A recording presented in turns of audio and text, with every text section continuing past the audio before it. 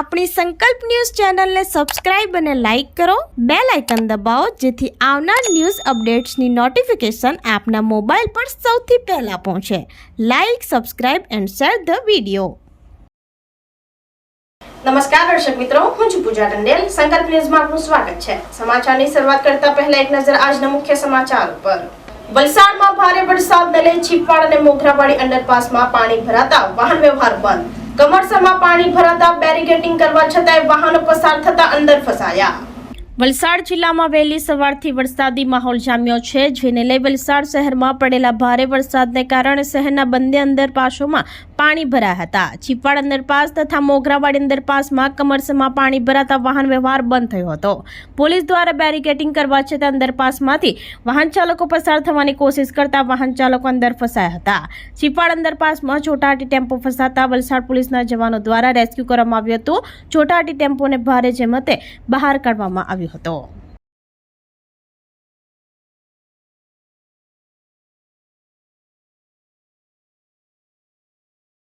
ભરૂચમાં ભારે વરસાદને લઈ જળબંબાકારની સ્થિતિ સર્જાતા જનજીવન પર માઠી અસર.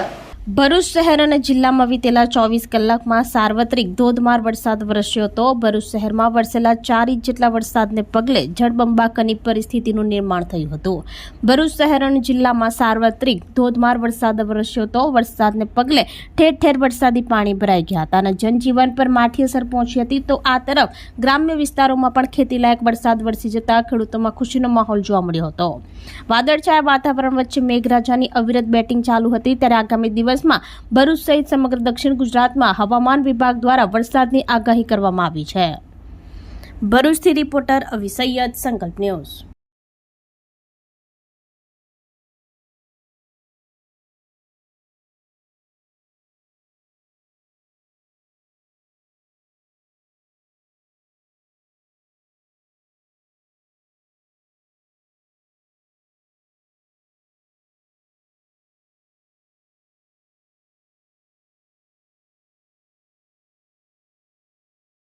વલસાડમાં ધોધમાર વરસાદને લઈ હાઈવે પર પાણી ભરાતા તળાવ જેવા દ્રશ્યો સર્જાયા. હાઈવે ઓથોરિટીની બેદરકારીને લઈ વાહન ચાલકો પરેશાન. વલસાડ જિલ્લામાં વહેલી સવારથી ધોધમાર વરસાદને કારણે અનેક વિસ્તારોમાં પાણી ભરાતા લોકોને હાલાકી થઈ હતી. ત્યારે નેશનલ હાઈવે નંબર 48 ઉપર અમદાવાદ મુંબઈ ટ્રેક ઉપર વલસાડ નજીક પાણી ભરાતા હાઈવે પર ચાલનારા વાહન ચાલકોને ભારે હાલાકીનો સામનો કરવો પડ્યો હતો. નેશનલ હાઈવે 48 પર તળાવ જેવા દ્રશ્યો સામે આવ્યા. સર્વિસ રોડ તેમજ હાઈવે અને સર્વિસ રોડ વચ્ચેની ગટર પણ પાણીમાં ગરકાવ થઈ. સર્વિસ રોડ પર આવેલા ગેરેજના વાહનો પણ પાણીમાં ગરકાવ થયા. હાઈવે ઓથોરિટીની બેદરકારીને લઈ હાઈવે પર પાણી ભરાયા હતા.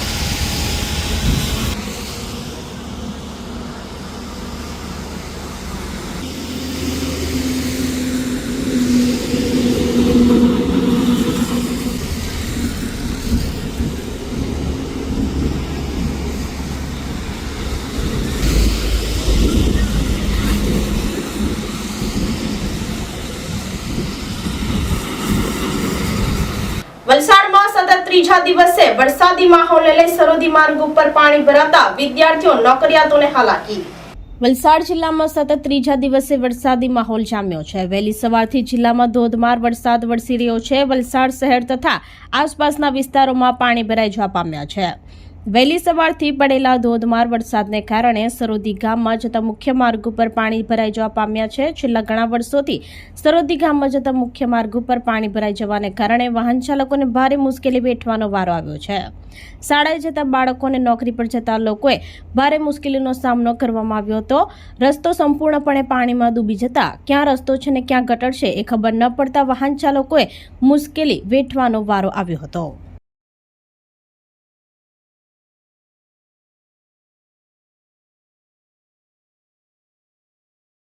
વલસાડમાં સતત વરસાદને લઈ અબ્રમા ખાતે વોટર વર્ક્સનો ડેમ ઓવરફ્લો થયો. વલસાડ સહિત ઉપરવાસમાં સતત વરસી રહેલા વરસાદથી ડેમ નદીઓમાં નવા નીર ફૂટ્યા. વલસાડના અબ્રમા વિસ્તારમાં આવેલો ડેમ ઓવરફ્લો થયો હતો, જેને લઈ હવે વલસાડની પ્રજાને પીવાના પાણીની સમસ્યાથી છુટકારો મળ્યો છે. ત્યારે વલસાડ સહિત ઉપરવાસમાં સતત વરસી રહેલા વરસાદથી ડેમ નદીઓમાં નવા નીર ફૂટ્યા છે અને પાણીની સમસ્યા દૂર થઈ છે. ત્યારે વલસાડની પ્રજા માટે સારા સમાચાર સામે આવ્યા છે, જેમાં વલસાડ અબ્રમા ખાતે આવેલા વોટર વર્ક્સ પર આજે વહેલી સવારથી વરસાદી પાણી છે.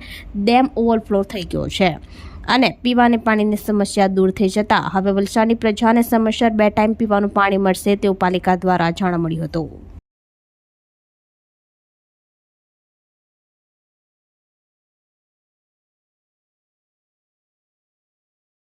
ધરમપુર બીઆરસી ભવન ખાતે વલસાડ જિલ્લા પ્રાથમિક શિક્ષક સંઘનું દ્વિવાર્ષિક અધિવેશન યોજાયું. ધરમપુરના ખારવેલ બીઆરસી ભવન ખાતે વલસાડ જિલ્લા પ્રાથમિક શિક્ષક સંઘનું દ્વિવાર્ષિક અધિવેશન યોજાયું હતું, જેમાં વલસાડ જિલ્લા પ્રાથમિક શિક્ષક સંઘના પ્રમુખ ગોકુળ પટેલે જિલ્લાને 6 તાલુકામાં શિક્ષક સંઘની ચૂંટણીઓ તાળી બિનહરીફ કરવા બદલ તમામની સરાહના કરી હતી અને શિક્ષકોના હિતમાં કામ કરવાનું આહવાન કર્યું હતું. સાથે જૂની પેન્શન યોજના સહિતના કાર્યોને પ્રાથમિકતા આવનારા સમયમાં સંઘના બંધારણમાં સુધારા માટે અલગ સમિતિ બનાવી શિક્ષકોના અભિપ્રાયો મંગાશે અને ત્યારબાદ જિલ્લામાં મોકલવામાં આવશે.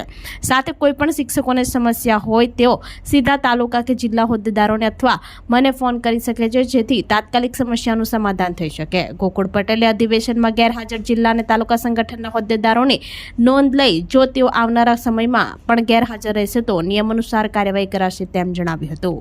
વલસાડ જિલ્લા પ્રાથમિક શિક્ષક સંઘનું દ્વિવાર્ષિક અધિવેશન યોજાયું. એમાં જિલ્લા સંઘની જે બોડી છે એ બોડી પણ સમગ્ર વલસાડ જિલ્લાની બિનહરીફ વરણી કરવામાં આવી.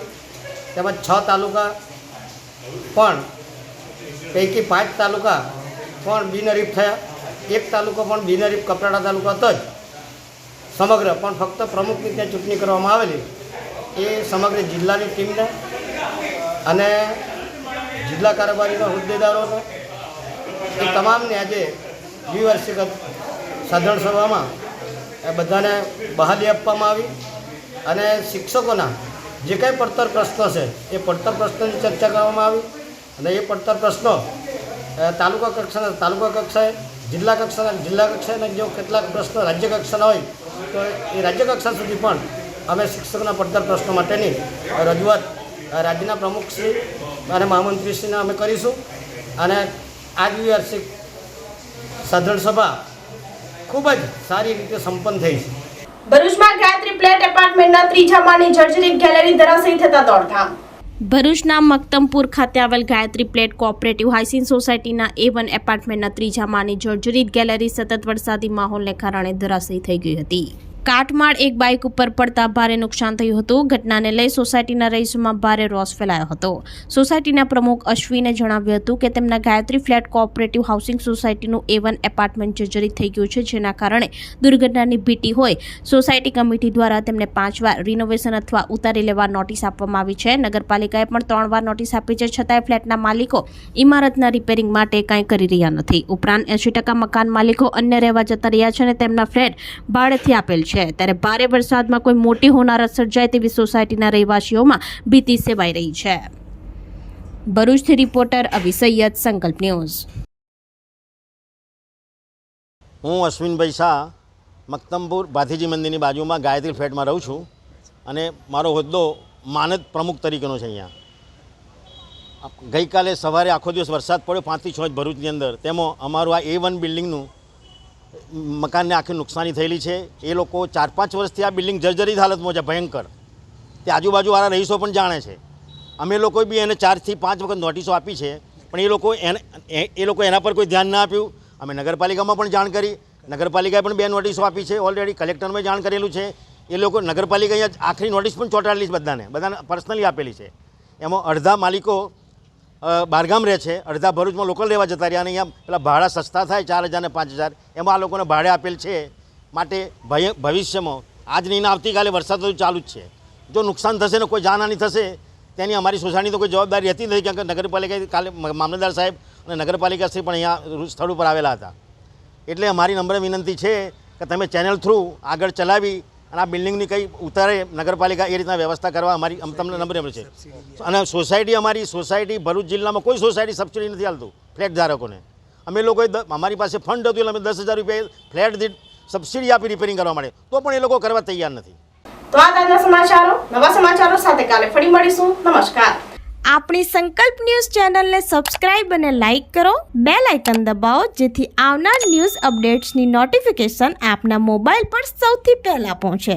Like, subscribe and share the video.